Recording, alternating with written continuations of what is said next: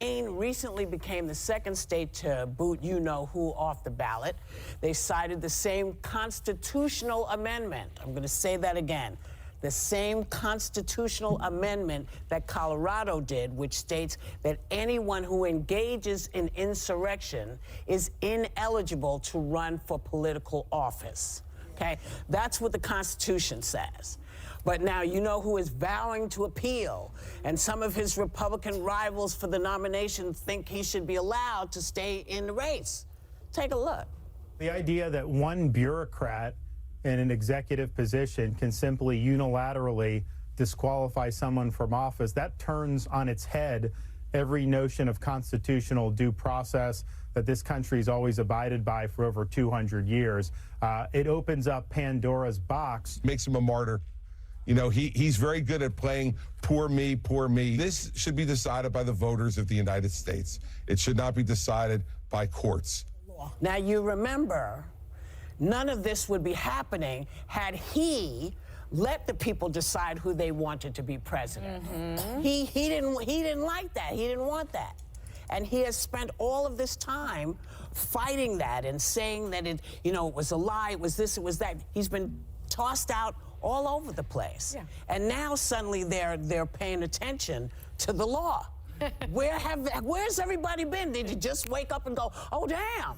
I mean, what do you think? What's going to go on here? Because they say it's going to be up to the U.S. Supreme Court to decide if the Constitution does indeed bar him from running. Even though the Constitution says, listen, if you do this kind of stuff, you can't run. But apparently we always have to recheck with this fool, because every time he does something, they say, oh, well, they didn't mean him. But they did mean him. Yeah, speak to this. Wow, wow, wow. So many places to begin, so many places to start. I feel like a mosquito in a nudist colony. Where do you begin? Or that person that's trying to find a sane person in an insane asylum? Where do you begin? Because here we are, folks, with the ladies of the rear view. I affectionately call the rear view because they're always spouting their verbal diarrhea each and every single day for about an hour to the American public, who basically just grab all that verbal diarrhea and take it in for themselves. And now you have this cackling hen here, Sunny Hodson, whose real name is Ascension Cummings. This is the person, all right, who literally steals heritage, ethnicity. She is one of the appropriators of culture, of names, of identity. Sunny Hodson, also known as Ascension Cummings. But what Whoopi is basically saying is that, oh, the Constitution, the law, what are we talking about here? If you're causing insurrection, first you have to be charged. None of the January 6 people, not a single person has been charged or indicted with insurrection yet. None. But other charges, made up charges, bogus charges, disturbing the peace, destruction of property, those kind of things, trespassing, whatever, all that crap that they want to throw at these people. Who cares about the BLM riots? Who cares about the billions of dollars of destruction everywhere? Who cares about the millions of dollars of destruction after President Trump was inaugurated? They'll slap Ola on the wrist, go on home and continue your stuff. Oh, you guys are doing great. But now they're trying to tell you, oh, this has to go to the Supreme Court now, which I have a feeling is going to vote I think it even might be 9-0, and that's going to drive the libs absolutely freaking nutso, because they'll do anything that they can to try to keep Trump off the ballot. But anyways, let's hear what some more of these cackling hens at the rear view have to say, starting with Ascension Cummings. Speak it, girl. Speak it. You know, the thing Speak it, baby. Speak it, girl. This is black letter constitutional law, and the Section 3 of the 14th Amendment basically. I don't like the way you use black letter constitution. I'm offended by black letter constitution. I think you should have just said no color constitution. But you said black. Bring it back. Basically says if you participated in an insurrection against this country, you may not hold office. you may not do it. Say and that some one more people, time. you may Tell them not. where it came from. Jefferson Davis. Jefferson Davis. Right. Because it's about the Civil War, and they did not want anyone who tried to really take over this country by force to be able to hold office ever again. That is what our framers want, right? Look at the crowd of hens, the crowd of liberal hens that are swallowing this verbal diarrhea, hook, line, and freaking sinker. This idiot, simmer, baby, simmer. SIMR, my acronym, stupid, idiotic, moronic, retarded, goes to Ascension Cummings. And there's this argument out there that's like, but he wasn't convicted of anything. Jefferson Davis participated in an insurrection against the U.S. in 1861, and he became ineligible to run for president. By the way, he was not convicted of that.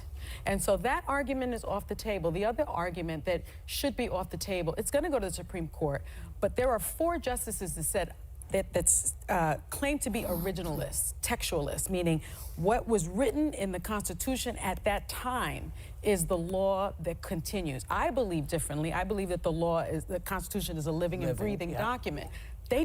That's because, you know what? That's because you, Ascension Cummings, you are the lawyer. You are the attorney. You know everything. You don't know crap freaking Ola. Let's just put it that way. Jefferson Davis led an insurrection. He took the South to war. He said, I am in charge of the South. I am the president of the South. I am breaking away from the United States of America, and we're going to war over this. It was plain in sight, you fool. Unbelievably amazing. Unbelievably, just so simplistic are these women. It's just absolutely unbelievable. Don't believe that. So if that is the case, on the floor, when they were debating it, someone said, let me call the senator's attention to the words of hold any office, civil or military, under the United States. That means the president who held an office cannot be on the ballot because he was involved. And not only involved in insurrection, he caused that insurrection. Yes, that's true. Lies, lies, full of shit lies. According to what Christy just said, it will make him a martyr. So we have to decide, do we want a martyr or a felon? Those are our choices, basically. Yeah. And last time we left this up to the voters, he decided that he didn't want to do that. So the same thing is going to happen again. So I say follow the law. Follow the law. Well, if it was anybody, they disagree. would have done it. Well, but the thing is, the law says this is what, and I love the constitutionalists, because if in fact we were living with a constitution that does not grow, and I had this conversation years ago, then you're saying, okay, so slavery is not gone anywhere. We haven't changed anything. There's a lot of stuff in the Women don't have the right to vote. That's right. Women don't have the right to vote. So it is always evolving and changing. It is a living document. Someone would then say they'll make amendments. I think the argument... It's amendments, you stupid fools. When amendments are made to the Constitution, that's when the law changes. Do we have to point this thing out? Is this like second grade, civics class all over again for you cacklers? Let's see what Sarah Hines has to bring to the table. For originalists would be the amendments become part of that written law. And I believe by the way, this is interpretation- an amendment. Right, but I would say, like, the difference is people that agree, because I agree with you, Sunny, I believe it's a living document, that I would view the Second Amendment differently than it tends to be viewed by majorly pro Second Amendment people, which is that they were planning a little more on a musket than an AR-15. But what I would say here is... Scalia did that.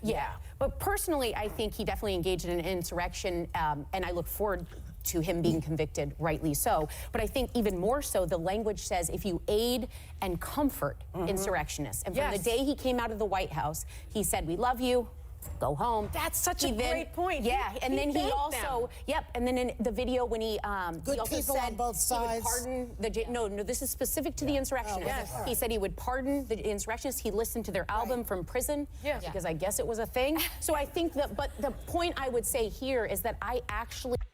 The reason he wants to pardon them is that they didn't do a damn thing wrong. Not a damn thing wrong did anybody on January 6th do. You guys just decided to say, you know what? What other card can we add to our political deck that we can use against conservatives, that we can use against diversity of thought, that we can use against diversity of opinion? What other card can we throw out there? We've thrown out the racist card, the R card. That doesn't seem to work anymore. We always used to throw out the bigot card, you bigot. That doesn't seem to work anymore. Oh, I know. What's the letter I? Insurrectionist. Oh, that's a new one. Oh, that's a new one. We can get some mileage out of that one. Boom. Put the I card out there. Insurrectionist. There was no insurrection. It was a demonstration. It was a protest. And until you fools get that into your minds, you guys are going to cackle onwards. The verbal diary is going to continue. But we all know what it is, folks. This was selective prosecution under the law that the Biden administration decided to use, and they clamped down on it with the severity of the KGB and the stormtroopers of the Nazi Party. That's exactly what they decided to use against these people that were just utilizing their First Amendment rights to lawfully assemble and protest and demonstrate against grievances that they felt were against this government. There was no insurrection. All these guys wouldn't even know an insurrection if they saw it in front of them, which they never even did. Agree with Governor Gavin Newsom and David Axelrod. These are Democrats, leading Democrats, that say this would really cause a division that's almost insurmountable. And as someone that believes January 6th was that bad, wait one second. So what are you saying? Wait, just 1 second. So what are you saying? I don't think the Supreme Court's going to hold this. I think they're going to overturn it, and it won't just be the originalists. I bet it's a 9-0 vote. I actually don't think they will hold this. So you but I think they should leave it to the voters or not? I think they should leave it to the voter. So you should think they should leave it to the voters or not? So you think they should leave it to the voters or not? Where the hell are you, Joy? Joyless Behar. The stupidity, the IQ, which is in the negatives. If you added the IQ of all these women up, you wouldn't even approach 0, folks. It would be still in the sub 100s, and that's giving credit to sub 100s IQ. But I think the division this will cause, because what will happen is that martyrdom will be one step more. We have a nation that doesn't believe in democracy, doesn't believe in the voting. Everyone that loses says it was rigged and failed. I think this will create a visual to people that this was a rigged election by doing it. I do. I think that the law will stand, and people should follow the law. If that is the law, follow the law. If you're going to follow an amendment, then why don't we have Taylor Swift? But I take a different I don't think it's as clear perspective than the martyrdom. I'm very conflicted on this as a conservative because I tend toward being more of an originalist. I worry about two things. When we look at the law, you think of the precedent that it sets. So say that this ends up holding. Donald Trump becomes, if he, God forbid, becomes president about this time next year, he could. If he, God forbid, becomes president this time next year, if he, God forbid, this is from the conservative. She's not a conservative. She's a conservative in name only, conservative in clothes only. She's a rhino. She's a Republican in name only. She may be a Republican, but she certainly isn't a conservative. She definitely is not an American. Mantra is because they know that everything that they said before was absolutely untrue. If what you're saying is that it's the law, it's definitely the law. I know it because I'm Sunny Ascension Cummings, Sunshine, Sunny Austin, and I'm the attorney and I know everything. If it's so clear, if it's so cut and dried, why did you have to make this statement to say this? You know why? To cover your asses, your derrieres, from being, guess what?